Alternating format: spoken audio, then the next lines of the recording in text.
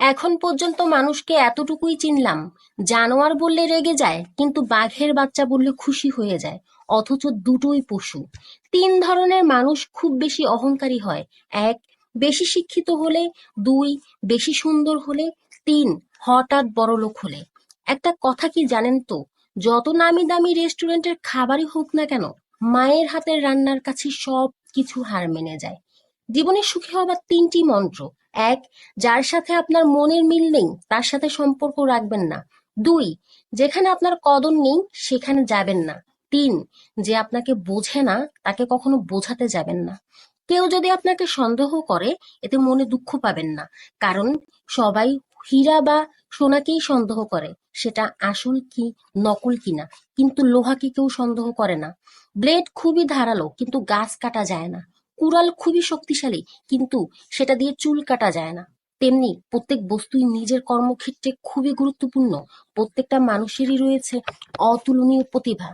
তাই অন্যের উপর নির্ভরশীল না হয়ে নিজের যোগ্যতা ও অভিজ্ঞতাকে কাজে লাগান।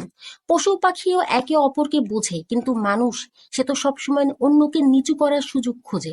জীবন হেরে যায় মৃত্যুর কাছে, সুখ হেরে যায় দুঃখের কাছে, ভালোবাসা হেরে যায় অভিনয়ের কাছে, আর বন্ধুত্ব হেরে যায় অহংকারের কাছে।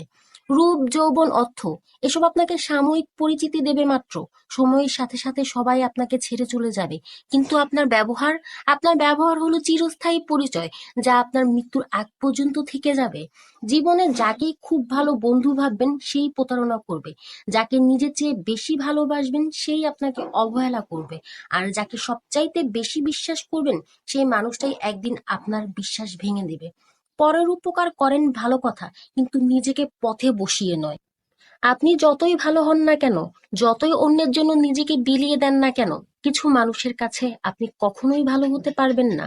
হাতের নখ বড় হলে নখ কাটতে হয়, আঙুল নয়। তেমনি সম্পর্কের মাঝে ভুল বোঝাবুঝি হলে সেই ভুলগুলোকে উপড়ে ফেলতে হয়, সম্পর্ককে। সাফল্য কখনো স্থায়ী নয়, আর ব্যর্থতা মানেই মৃত্যু নয়। আসল ব্যাপার হচ্ছে আপনার মনের মধ্যে সাহসকে ধরে রাখা, কারণ আপনার মনের সাহস থাকলে আপনি অবশ্যই জিততে পারবেন। মানুষ বিয়ে করার জন্য ডিভোর্সি নারীকে পছন্দ করে না, কিন্তু পরক্রিয়া করার জন্য দুই বাচ্চার মাকেও রানী ভাবে। বিষধর সাপকে মানুষ ভয় পায়, তার চেয়ে বেশি ভয় পায় যারা বন্ধুত্বের আড়ালে নিজের মনের মধ্যে বিষ পুষে রাখে।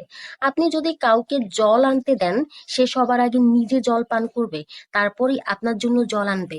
জীবন এমনই বন্ধু, সবাই আগে নিজের জন্যই ভাবে, অন্যের কথা চিন্তা পরে করে।